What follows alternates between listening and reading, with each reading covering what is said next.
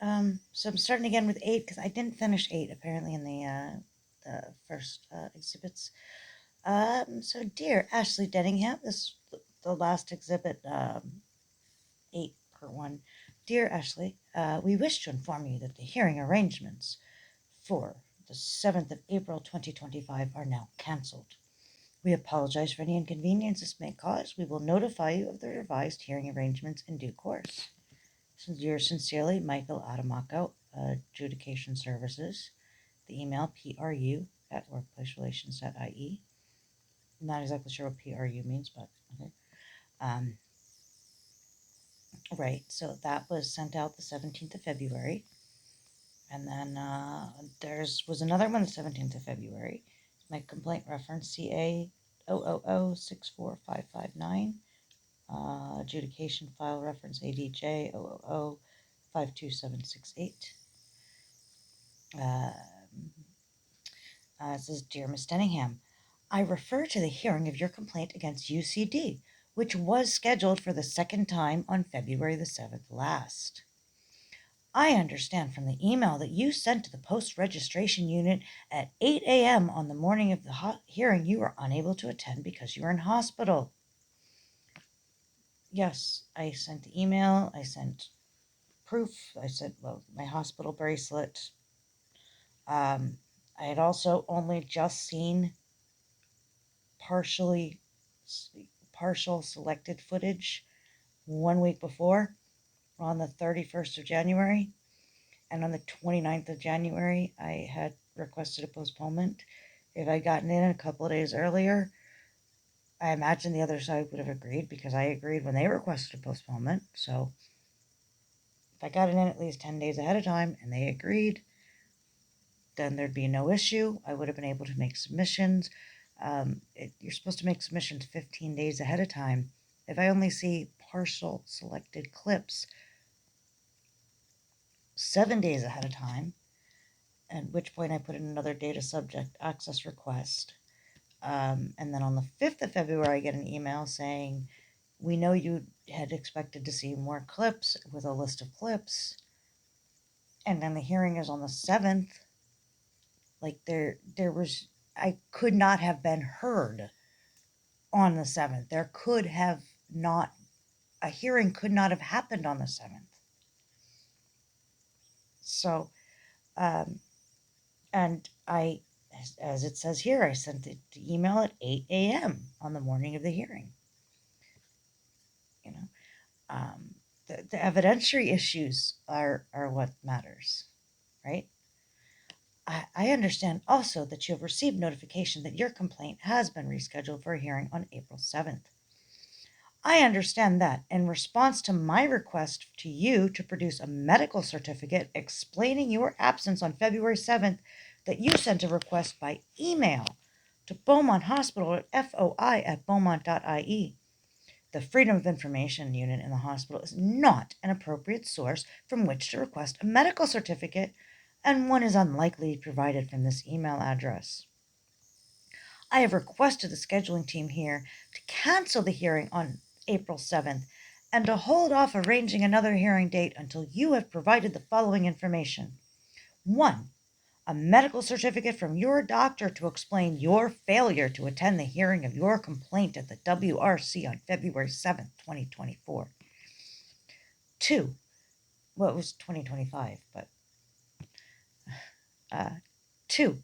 Confirmation from your doctor that you are capable and fit to attend a hearing, with confirmation that you are well enough to present your case, give evidence, be cross-examined, and to cross-examine witnesses from UCD. Well, that couldn't have happened on the 7th because I only saw partial selected footage 1 week before, and 2 days before UCD said, hey, we'll revert to you. 3. A detailed written submission setting out the details of your complaint with a chronological explanation of what occurred, the grounds for your allegation of discrimination, and the case law on which you wish to rely. Well, number 3 I fully intended to have. But why do I need a medical cert from a doctor? Like, I sent them proof on the 18th. They responded. They said they sent a request on the 7th of February. I believe it was 7th. They sent a request. I sent that request direct to Beaumont. Beaumont sent it direct back to me. Like, I don't know. Like, guidelines which may assist you with the preparation of your submission are available on the website. Please provide these documents for March 14th, 2025. Like, they're just looking for an excuse to dismiss. And they use this as an excuse to dismiss. They're all in bed together, very corrupt. Um, so let's see, and here we are. Exhibit 9 was the medical records. Um, so, um, yeah, so here's some medical records here from the, let's see, where's the date on this? Can't find the date. General practice, oh yeah, 26/09/2025. So this is September 26th. This was 4 days before the letter, September, the 30th of September, 2025. They gave me 15 days notice to provide a doctor's note, medical cert, whatever the heck it was, or they would dismiss the case. They don't care about the evidence.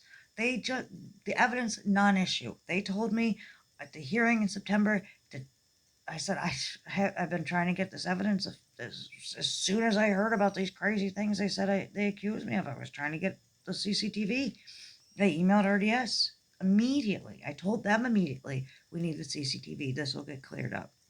Told them verbally. I told the dean that. You know, but I was naive. I thought they were looking for the truth of the matter. They're looking to cover up. So there's a huge difference there. So now I understand their goal, UCD's goal, is to cover up, not to get to the truth of the matter. WRC's goal is to help UCD cover up, not to get to the truth of the matter. I mean, ask my partner John when we walked into on the 27th of September 2025 or 2024. They were coming out of the back room, the whole group. It's a whole group of people coming out of the back room, literally laughing and smiling. And it turns out that was UCD and the adjudicators. That was the whole group. It was me against them. And it is me against them. So, but I don't care. The truth will come out. I will fight this to the bitter end. So here, yeah, mood bad again, was previously suicidal, but not now. Refer back to psych. Increase sertraline. Add in quietapine. Advise draw to Department of Psychiatry or Emergency Department if needs. So they advised me, because I said I wasn't suicidal at that point, but obviously I've been having suicidal ideations this entire time. I mean, sure, who wouldn't on foot of this? So they're saying go to the Drogheda Department of Psychiatry or Emergency Department if I have needs. You know, if I get suicidal again, go there, and that's what I do. So yeah, that's the medication. The sertraline, 100 milligrams, one tab in the morning, 50 milligrams, one tab at night. The quietapine, half a tab at night. That's the stuff that, like, it knocks me out, man. Ditropan, that's oxybutynin. It's because I have a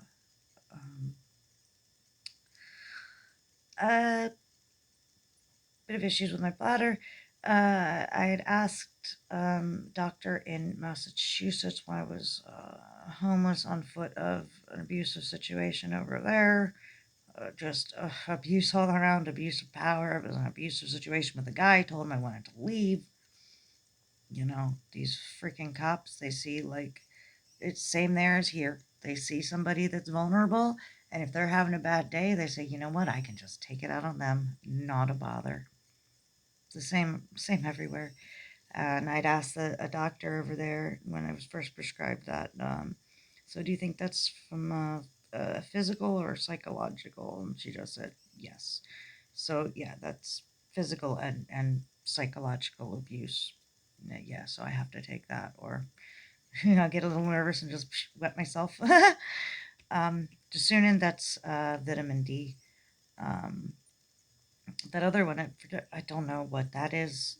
I went to psychiatrist briefly, but because there was so much going on personally, I wasn't able to continue with it. Um, just, and naproxen, it's saying for migraine. It was actually initially prescribed for the tailbone issues. Um, and it's I know, sweetheart. It was Felix. It was prescribed for tailbone issues. I still take it for tailbone issues, um, but it's for migraine as well. Uh, the best thing, because I internalize all my stress. I don't. It's just I just internalize everything. Um, and I was taking Imitrex, Imigran. It's Imigran here, Imitrex in America. But I can't take, which that's the gold standard. That stuff is brilliant for migraines. But I can't take that with the sertraline. So when they said that I couldn't do that, I was like, well, sure. I've got the Vimova, I think it's called. I have a pump bottle here.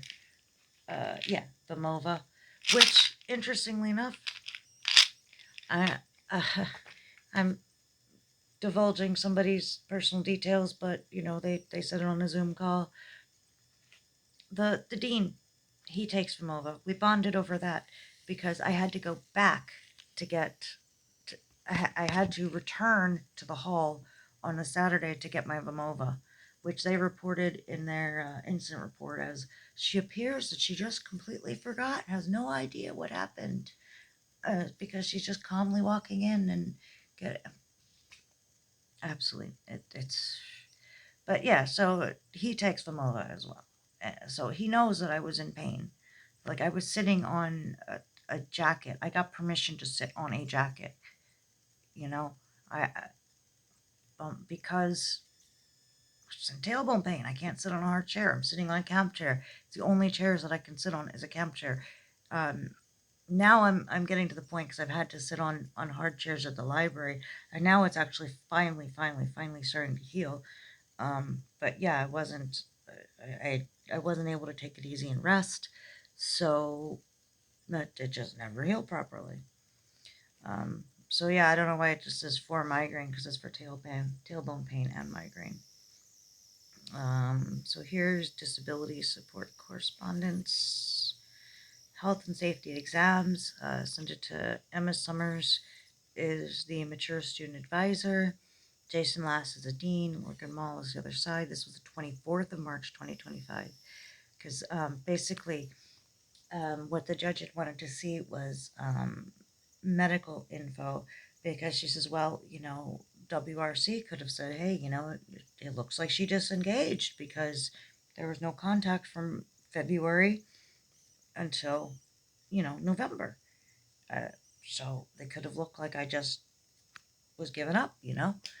Um, but I had contacted everybody but the WRC because I'm expecting them to get back to me. Like I sent them everything I have. Like, can we not just be heard? But again, I'm naive. I'm thinking that they're trying to get to the truth of the matter, and all they're trying to do is just cover up another thing for UCD. Like at some point, people are going to have to stop covering up for UCD, and they're going to have to fix this at some point. Hopefully, I can help be part of a solution for this. Along with, I mean, the committees are working on this, but hopefully, and I've sent policy briefs to the committee. So hopefully, you know.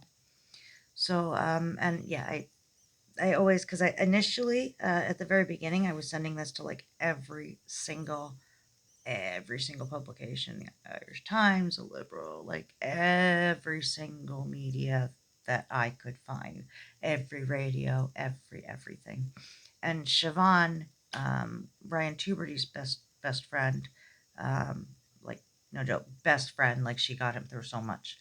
Um, he credits her with so much. She's the producer over at the Oliver Callan show, and she had contacted me, and she was getting info for me to give to them. So I would always just do a BCC because just to, I don't know, just so they would maybe think that this was going public and that all the news organizations might be seeing it, which I'm not going to be like spamming all the news organizations. If I sat there and sent everything to like every news organizations, they would just probably be like, all right, we're just going to put her in the spam folder, right? So I every so often I would send something to every news organization, but in general, no. But I would blind carbon copy it to her because then she'd say, oh, well, we blind carbon copied it to us, and then they would know who else it was sent to. Again, if light is the best disinfectant. So I was just trying to put a light on this. And if Siobhan told UCD that, oh my gosh, she sent this to me, she's probably sent this to every news organization, I thought maybe they would actually, be fair. But anyways, this is the 24th of March because the judge wanted to see from the basically from February to November, and like I didn't disengage. I don't know what I was supposed to send the WRC. Like I just want a hearing. So here I say, dear sirs, please find attached here my completed disability form that will permit me to take my exams in peace and ensure I will not be subjected to the same discrimination and harassment I suffered at the last exams I undertook in May of 2024. Because there's absolutely no way I could go take exams at RDS again because you know, like I took exams before. First year I took exams in the fall and spring, not a bother. I stayed at Herbert Park Hotel one night, which is fabulous. Now there's uh, people unvetted people in camps outside, and they're not the best and the brightest aren't the ones that are coming. This is the end of the line here. Like there's plenty of people in their native countries that are good, hardworking. They get up in the morning, kiss the wife and the kids goodbye, go to work, come home, pay the bills. Just ordinary, working class Joes. Those aren't those aren't the guys that are setting up camp at Herbert Park right now. Sorry, this is the end of the line. If they wanted to have a normal life, you don't even need a green card. Like uh, us Christians and Catholics, if we were in trouble and we go to a church and say, hey, we need help, yeah, what do you want? There's a homeless shelter down the road. If a Muslim goes to a mosque and says, hey, I need help, sure, they take care of their own, you know. I mean, I know in America, like they literally have a rabbi, like it's his thing. If there's a Jewish person that's in trouble, that's literally his job, is like, we will get you sorted. Oh, sorry. Felix, you want to go outside, baby? Okay, hold on, baby. But yeah, Herbert Park Hotel, that place was lovely. I was sitting there, and it was only like 150 a night, like 155 or something at the time. I'm sure it's a lot more now because there's like no hotel rooms left for tourists or for, you know, um, paying customers, besides the state. um, but yeah, I'd ended up because it's like it's such a long commute to go down there for the exams, and the exams are like 9 a.m. and like I could get on a commuter bus and just get there in time, but this is my life, so I'm like, I'll spend the 150 quid, and it's a lovely hotel. Um, Probably to say the money, I'd been on, I was on back to education, and the food there, like, couldn't quite afford that. So I was sitting there, like, my tablet basically like glued to my hand. I was just sitting there at all times, and it's amazing I wasn't like running into over people like left and right. Um, but I remember I ordered the soup, and the soup itself was grand. It was lovely soup, but they never seem to give you enough bread. I don't know what it is. Like the soup was great, but the bread, like there's like no bread with it. And the people behind me were talking about their favorite Four Seasons. Oh, that one. Oh, that's awful. You been to that one? Oh, it's a terrible Four Seasons. Oh, that one. That is my favorite. Yes, that is definitely the best Four Seasons. And meanwhile, I'm sitting there and I'm like, I wanted to ask the waiter for, please, please, may I have more bread with my soup? But like, I was too embarrassed. And then I ordered the creme brulee, which is like so simple. Like I was partner and I in the beginning we had planned to go to events, so I was gonna have baked bread for the lads, and because the event is kind of more like the females end up on one kind of going one way and the men end up going on another way towards the end of the night. It's that sort of thing. I know that's not everybody's cup of tea. I know a lot of people think it was kind of misogynistic or whatever, but I I don't think there's anything wrong with that. Let let the lads go with the lads, and let the men do their things, and let the women go and be among themselves sometimes too. I don't think there's anything wrong with that. If it's not like a systemic thing, like men and women are not can't dissociate, like that's fucked. But if it's just like every so often, hey, we're gonna go to an event, and at some point the men may go off and talk men things, and the women may be doing their thing. So I was gonna, make just basic rolls. Deb's Yummy Rolls is what we called them in the community. I was the baker there.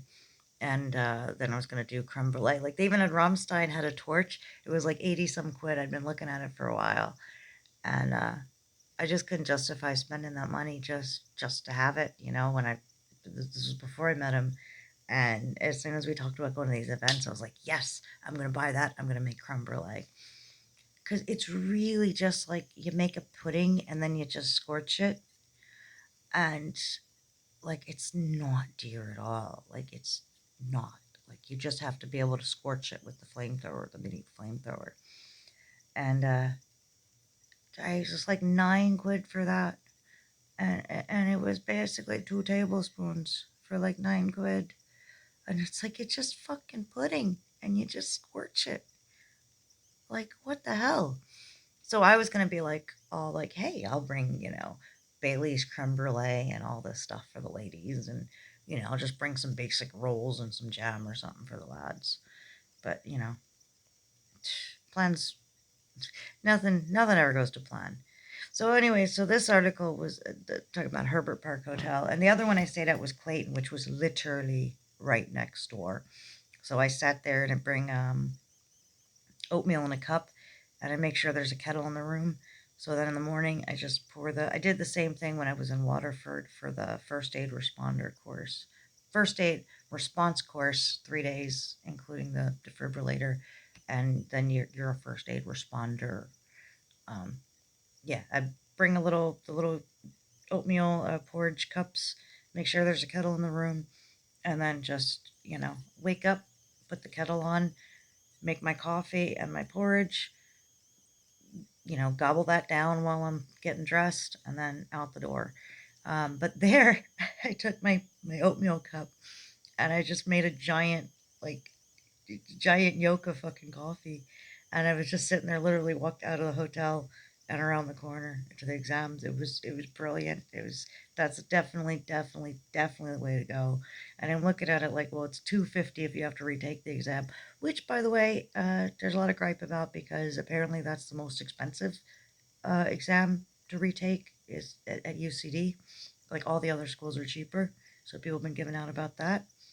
And I'm like, well, just that right off the bat. Well, I might as well spend the 150 and have a good night's sleep than spend 250 and retake it.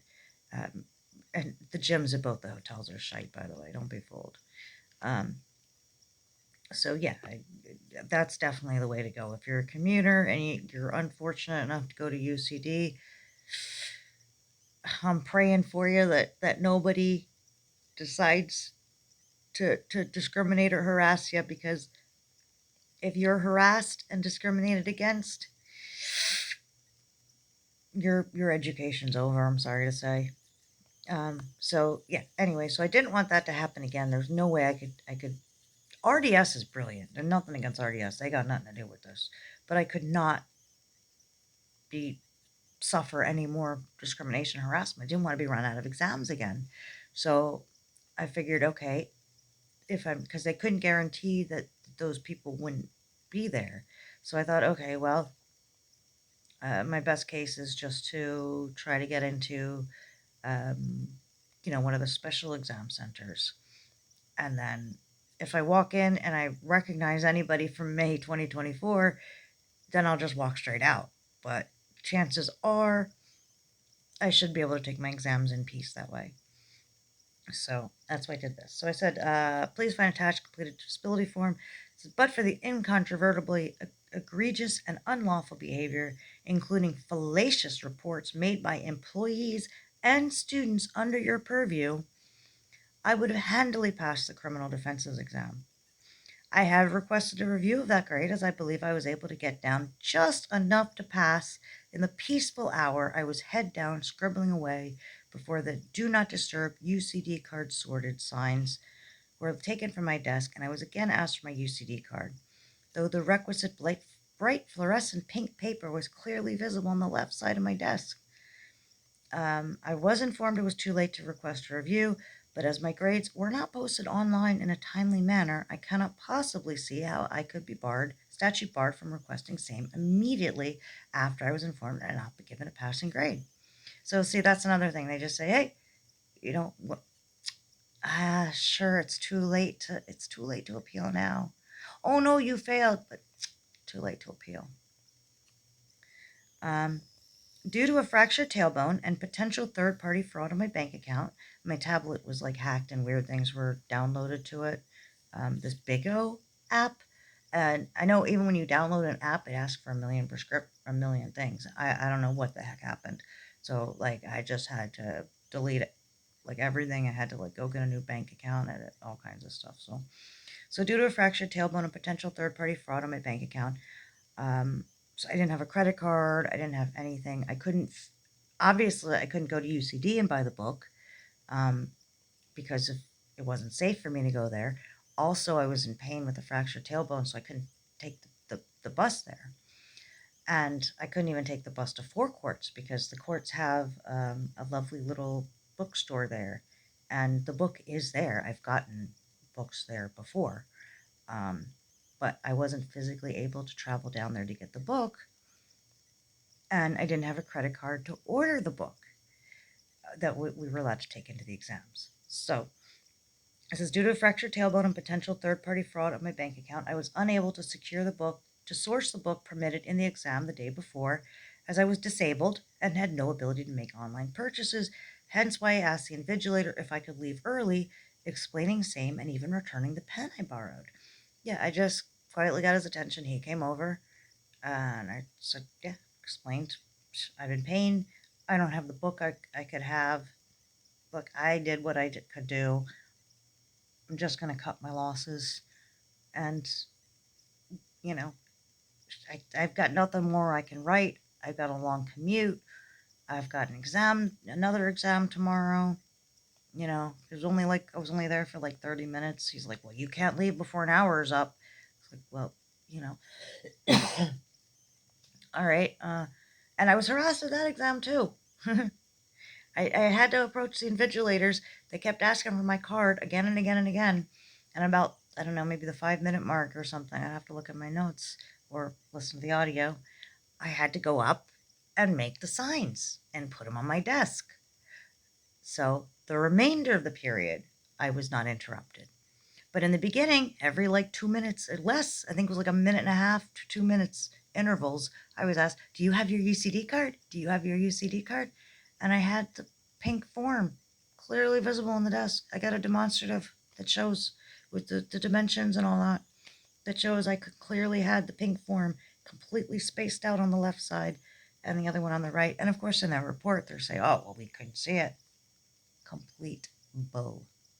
Complete bull. So yeah, anyways, and in the footage, you can clearly see, I that I was interrupted. I went to the front. I got the thing. I made the signs. No more interruptions. I raised my hand. I get the attention of the invigilator. I say, hey, there's a situation. Can I leave? Well, it's, you're not allowed to leave until an hour's gone. You're not. I was like, well, like, I know, like, you can't, like, freaking detain me here. He has no right to detain me, you know? So, like, okay, but this is a situation. Well, there'll be a report made.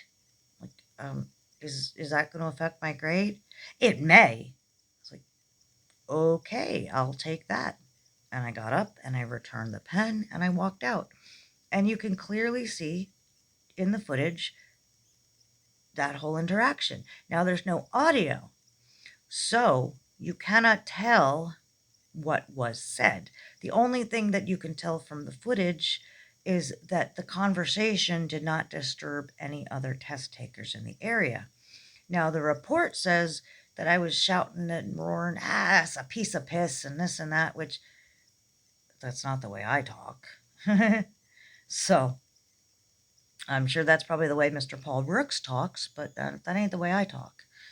Um, and that I stormed out. Well, you can clearly see from the people around me that there was no disturbance. If I'd been shouting and roaring, oh, that's a piece of piss, there would have been a disturbance. And he says I stormed out. Well, the footage shows me getting the invigilator's attention, a short conversation, and me walking up, returning the pen I borrowed, and walking out. So, um, so you know, um, so it says video footage completely disproves their damaging and groundless reports. Thus, I do accept a failing grade for the exam on the 17th of May last, though I do wish to review it myself, as I believe if I did not pass, I came close to doing so. As UCD has refused to protect me from the damaging actions and defamatory allegations of students and employees at every opportunity, but rather do all they can to protect same, I cannot be assured that not timely posting grades, then informing me that I failed both exams and no review of same is possible, isn't another attempt to force me out. Again, 24th of March 2025. But for the same unlawful acts, I would have taken my exams the usual way in the fall trimester. But as UCD would make no allowances to ensure that I could take them safely without being subjected to further abusive and unlawful actions by employees and students under UCD's purview, I could not jeopardize my health and safety, and thus am even further behind in my education, which is having deleterious effects. I was informed February last, which is the fancy way of saying the previous February. So February last would be February 2025. But unless I submitted this form, no arrangements could be made to allow me the same opportunity every other student is afforded. Well, not every other student, only the students that are in the good graces of the elites kids. Wanted to be left in peace to take my exams. I had attempted to send the form the day it was completed, which was my first opportunity to do so. My GP is quite far, and my partner, he's in another county, and probably about a 30-minute drive. There's no buses here. um, he can only take me on Fridays. And as I had a debilitating migraine on the 7th of March last due to the stress these circumstances are putting me in, I was unable to submit the form by the requested date. I submitted an extenuating circumstances application stating same. I just noticed it didn't go through, so I cropped the pics and am now attempting to send them again as a single PDF. And here's Tuesday, the 22nd of April, where I'm saying, Dear Sirs, I've yet to receive the link to the needs assessment form. The step one was completed as you acknowledge you received the attached document, namely the evidence of disability form. But for the actions of UCD, my education would be on schedule and I would have not missed my fall trimester exams.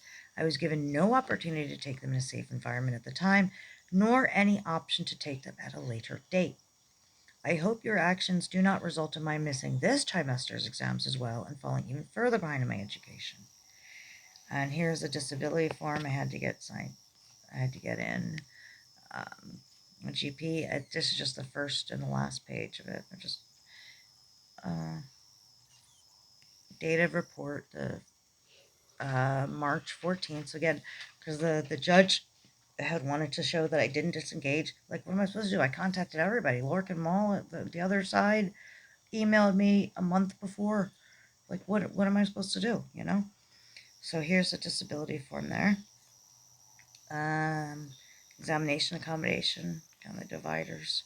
I did those in a rush, so I there should have been much shorter. So I mean, some of these things there's more dividers than, than exhibits. Dividers longer than exhibit in some.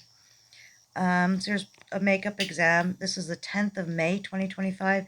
And note, I did send this to the other side as well, and student conduct, and the dean, and disability, Emma Summers, a mature student advisor, temporary support, and again, uh, Siobhan, Tuberty's friend. RT is right next door to UCD. They're in it. Um, Says, Dear Sirs, this correspondence is in relation to a missed exam that I must make up. Had UCD been facilitating my education, I would not be in this predicament. This is not due to apathy on my part, but rather UCD's staunch unwillingness to allow me to progress, resulting in debilitating anxiety and depression as I have overcome many hurdles to fulfill this lifelong dream of attending university. And every time I open my inbox, I get bad news or no response at all. This has resulted in suicidal thoughts that led to attempts to end my life, as well as attending A&E on multiple occasions for same.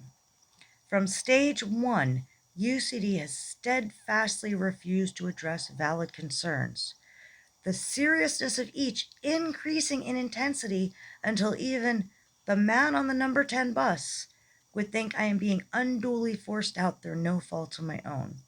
Man on the number 10 bus, that's a legal term for reasonable. What would a reasonable person think? If you're saying somebody would be distressed in would a reasonable person be distressed in these circumstances? Like me, I get on a packed train car and I'm like, but that's not, I'm claustrophobic. That's not actually like a reasonable person. A reasonable person may be like, they don't even give a fuck. So they're like, what's the man on the number 10 bus? That's what they say. What would they think? That's reasonable. I know it's law stuff. Um, so I managed quite well before the night classes had me commuting through the city, leaving before 7 a.m. because the direct bus left at 6:54 a.m., I believe, um, to go to UCD. So I left before 7 a.m., arrived home after 9 p.m. on Mondays and Tuesdays. So I couldn't because of the night class, I couldn't take the direct bus that allowed me to arrive home at 7 p.m. and be fresh for the 9 a.m. class. This exhausting schedule, as well as having to hang about O'Connell Street for a connecting bus after commuters were long gone, led me to start on anxiety medication, as I could not take in anything during class, instead taking copious notes and hoping that I would be able to make sense of it at a later date. The extenuating circumstances applications were a direct result of this literally crippling schedule, as anxiety this severe has a debilitating effect on me, whereby I feel that circumstances beyond my control will prevent my succeeding no matter what I do, and thus I had to start taking medication simply to complete stage one. Yeah, it's ridiculous. Like the commuter bus leaves at 5:15, and there was the criminal defense night class, the criminal, I forget which one it was, criminal liability the first time, I think, because I think this one this one definitely criminal defense. I had so much more to write when I was run out.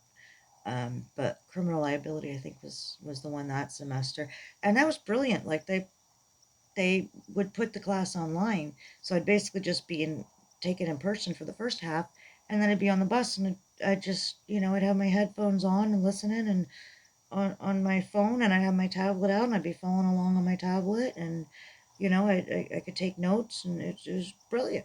Like, not a bother. Like, I'm not asking for a lot. Like, I just think commuters, they should just put a put a yoke on, just put a microphone on. Like, how hard is that?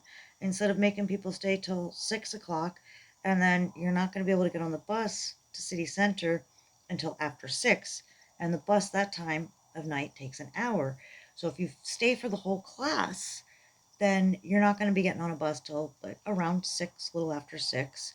You're not going to get to city center until after 7. So you have to wait for the 8 o'clock bus to get home after 9, and then get up and get on the bus before 7 the next morning. That's absolutely ridiculous. Like, that is, a UC socioeconomic, um, is going to be is supposed to be a grounds for discrimination for socioeconomic reasons. They've been working on getting that in as another ground, and UCD already says that they include, socioeconomic reasons as grounds. Like, they're supposed to be all for that. Absolutely not. Like, I even emailed Kathleen Lynch about it, who is, I think her name is Kathleen Lynch, who is on the chair of IREC, the Irish Human Rights and Equality Commission. She's literally a chairperson. She's like or on the board. She's not at UCD anymore, but she's like literally on the board. And she came back to me and said, "Yeah, no, I'm completely with you on that." So this was before the harassment started. So I'd kind of been a thorn in their side then. I contacted like everybody at UCD about this issue, because it's. I mean, I'm not the only one suffering like that. Everybody should have the right to an equal education, and this is like the commuter buses leave at 5:15, and your classes end at 6. Like, if I had known that, I would have gone to my notes. If I had known about all the how they can just throw you out at a whim. Like, if you have any complaints against any of the elites, if you dare to make a complaint against one of them, that you're gonna be out the fucking door. If I had known that, I wouldn't have gone to UCD. I tell everybody don't go there. But yeah, so and then I continue. This medication had to be doubled as a result of UCD's actions, or rather the inactions, that are the basis of WRC, the Workplace Relations Commission equal status complaint, which again you see 10th of May 2025. I'm referring to that. I'm CCing it to the solicitor for the Workplace Relations Commission case. And I said, apparently that this dosage wasn't enough to allow me to continue functioning after seeing that I was still being persecuted, though UCD has in their possession video evidence refuting the false incidents reports, and has been duly notified of same on multiple occasions. Again, I requested the footage immediately, saying, no, this will put this to bed on the 6th of June. I made the complaint on the 18th, which, yeah, UCD, that's what they do. You make a complaint against one of their own, and they will put you right in the disciplinary. But that follows. The complaint against the student always follows the student's complaint against one of their own. That's kind of funny, huh? You'd think it'd be the other, if there was it's suspicious. Um, so, yeah, that's the way that they work over there. And yeah, so they allowed me to see partial footage 1 week before the exams, and they said they would revert to me with more footage. They said they would contact RDS and revert to me on the 5th of February. The 7th of February was the hearing. That there could have not been a hearing. There could not have been a hearing on the 7th of February. Couldn't have happened.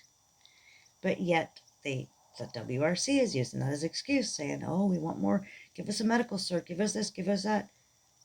They're just covering up for him. And UCD did revert to me in the 8th of April 2026. Keep in mind, this has been going on since May 2024.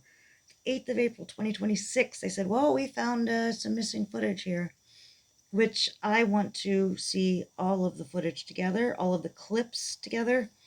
And they're saying, no, no, no, no, no, we don't want you to see all of the clips. We just want you to we're just going to show you one clip. So, yeah, I'm going to see how that goes. If the judge tomorrow thinks that she's going to be, that it'll be kicked back to the WRC, I think is what's going to happen.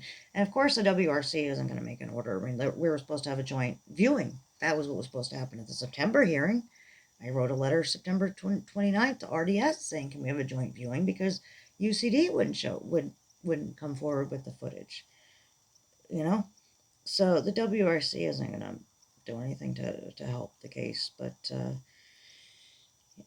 I, so anyway, uh, as my request to take my fall exams in a safe environment free from discrimination and harassment were completely ignored, seeing that UCD was continuing to persecute me based upon incontrovertibly false allegations and refusing to view the evidence, resulted in severe depression and anxiety, as even the man on the number 10 bus can see this continued harassment is in clear contravention of fair procedures and natural justice.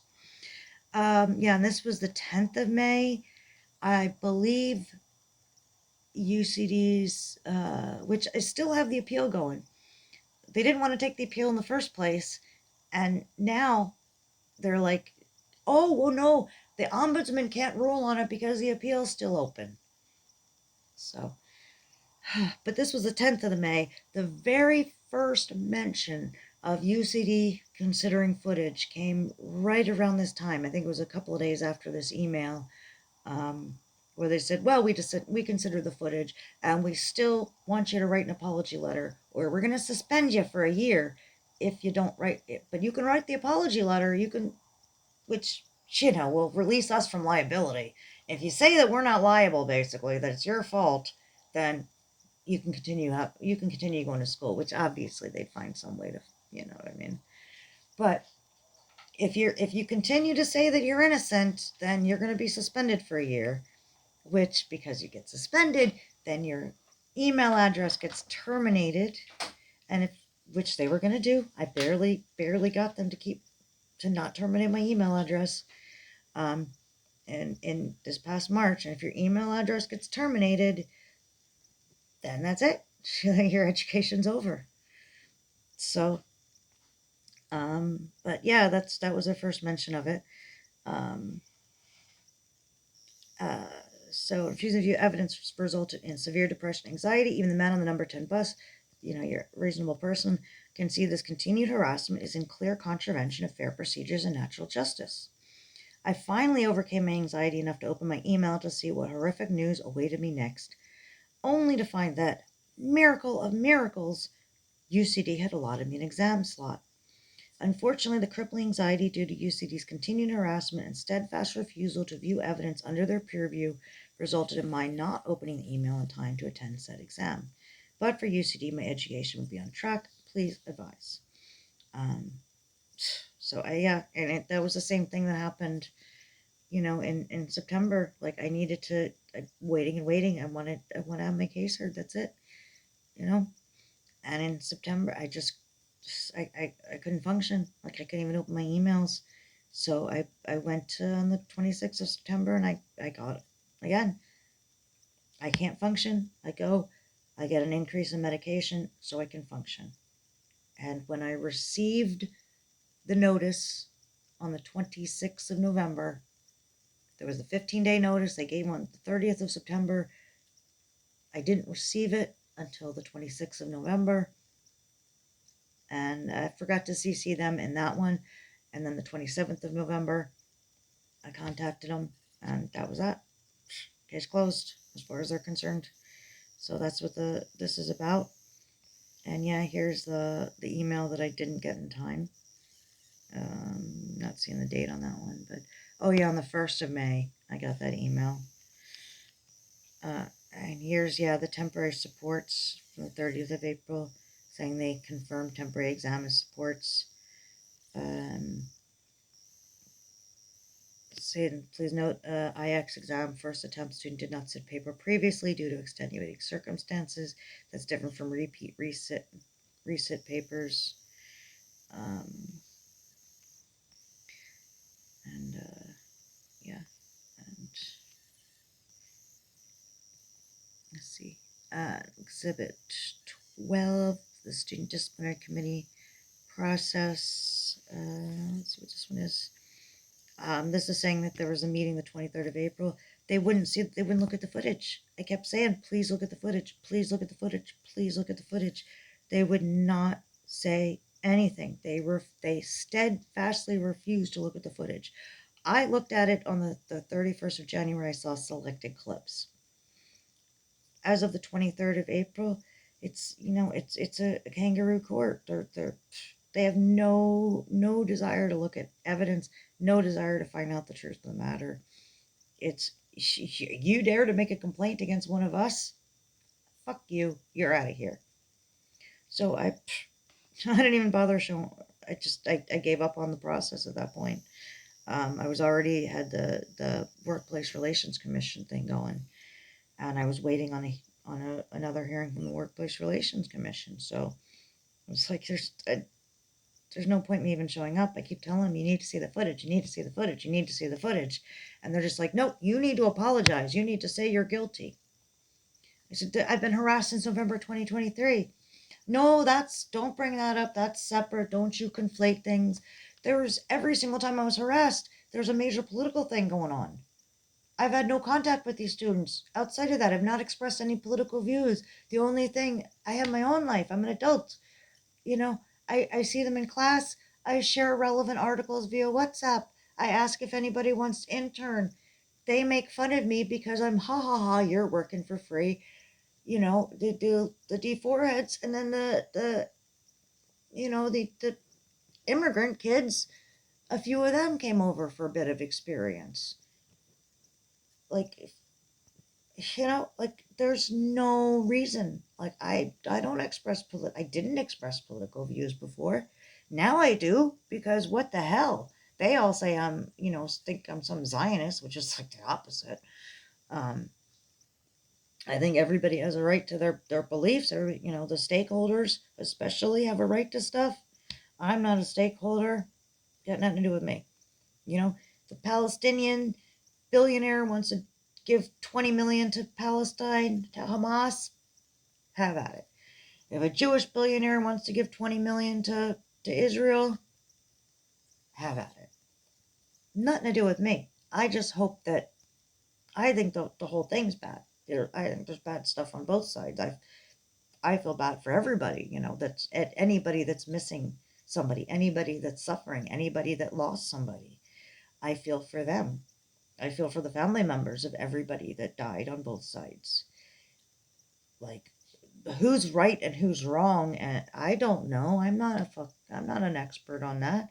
There's other people dealing with all that. I got nothing to do with it. But these are the committee memberships. You got Professor Cormac Murphy, the chair of the School of Biomolecular and Biomedical Science. Uh, Associate Professor Tara Cusack, School of Public Health, Physiotherapy, and Sports Science. Geez, I wonder if any of those were involved with the medical students. Either the woman that was raped and had the thing going on for 2 years. They were submitting these. I'm telling you, these WhatsApp groups, man. The school really needs to stop doing that. I have a feeling they're going to stop having people sign up for WhatsApp groups, because they're just the liability in that. My God, you tell somebody to sign up for a WhatsApp group, and then you just let this harassment run wild, and then the person that's harassed is the one that's penalized, because you want to protect the ones that are part of the system. You know. So I wonder if Professor Cormac Murphy and Associate Professor Tara Cusack were involved in the medical student who was raped, and pictures of her naked, bruised body were shared around these officially sanctioned UCD class of whatever groups for 2 years before she found out. Yeah, I wonder if they were involved in her case at all. Or the fifth year medical student that, geez, I mean, another day, another case of UCD, um, canceling and terminating the educational dreams of an other to protect their own. Um, yeah, they wonder if they had anything to do with the disciplinary committee there. Well, obviously, committee membership, it's they'd be the same people. Dr. Joseph Twist, School of Languages, Culture, and Linguistics. And Dean of Students, Jason Lass, will also attend the meeting to outline to the committee the background to the case. Papers for the meeting are available on Google Drive.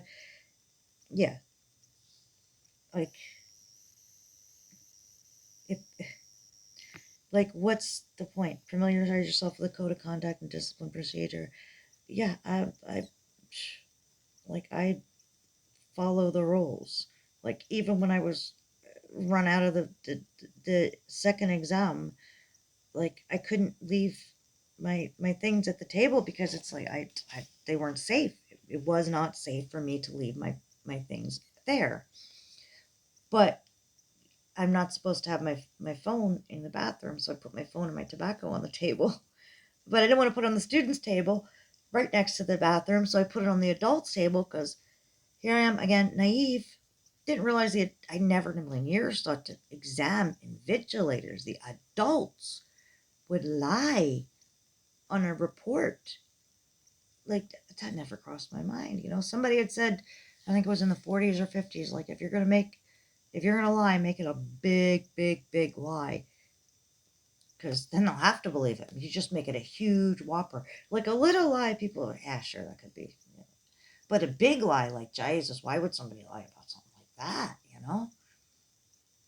Um, like, why would an invigilator lie about a like, what, you know? um, but yeah, I know that. That's why I left the things out and I brought the jacket in with me, because if something happened to that, I wouldn't be able to get home. And then when I came out, I wasn't leaving without my phone. And so I walked up and they said I ripped a lanyard off and all this crazy stuff. And then, of course, oh, sure, well, that happened off camera. Just like a week later, the university, UCD University Alumni Club or whatever, they don't have cameras there. And apparently, according to the UCD Student Union, same politically active cohort at the exams, when the major protest was going on downtown, that I'm sure they wish they were at, that was the forefront of their minds. Um, the same people a week later said that they were thrown downstairs and all kinds of crazy stuff. And the head of the student union, Martha De Riona, a couple months before that, she was scratched by Gardaí and all, or scratched by security guards that threw her out of the Nancy Pelosi event. Um, and they're all Zionists. Like, Bernie Sanders is a Zionist because he won't say Israel commits genocide. You know, it's it's racism, pure and simple. And UCD does not want their own to have any repercussions for their actions. None of the elite will ever, ever, ever be held to account for their actions. UCD makes sure of that. And they leave UCD, they get into the Dahl, they get into the courts, from Leinster House, Four Courts, CCJ, Human Resource Departments. They run the show. Whatever they say, they get away with whatever they want.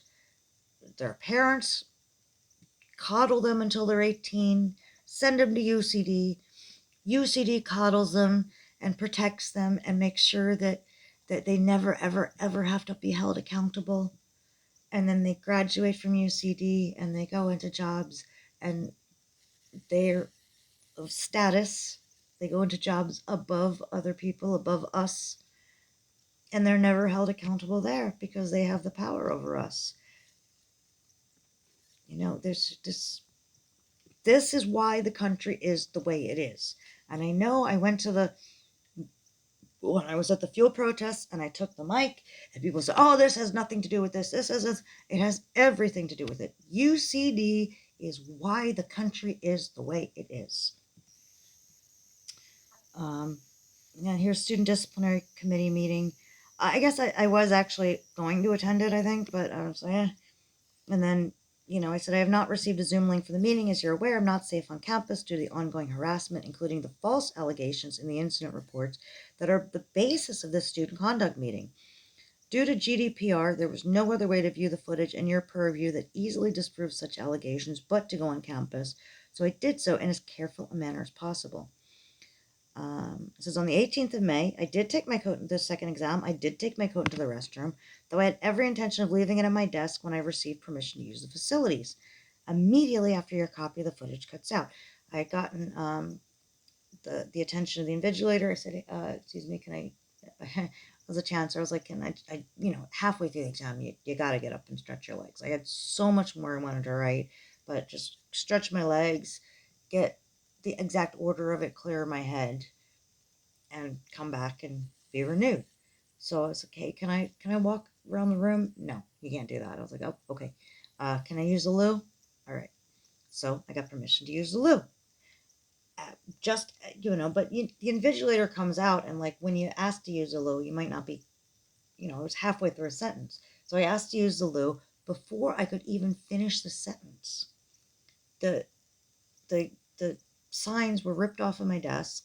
The Little Miss Ponytail, I believe it was blonde, shortish kind of ponytail, like down to just about the nape of the neck, like just around the probably C7, C8 vertebrae. I know because I had a hernia on my C7 vertebrae before, but probably right about the base of the neck. I think it was about there.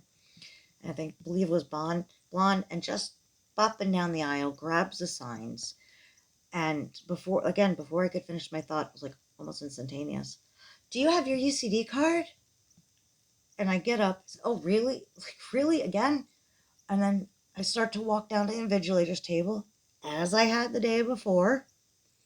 And as I'm walking to the invigilator's table, I'm just, people are coming at me. I'm just being accosted. I'm vulnerable. I'm disabled. I had, sitting on the jacket, and I, like, okay. So I don't remember if I think I was going to the invigilator's table, and I don't remember if I went back for the jacket and grabbed it in the phone, or if I grabbed that at that moment. I can't quite remember.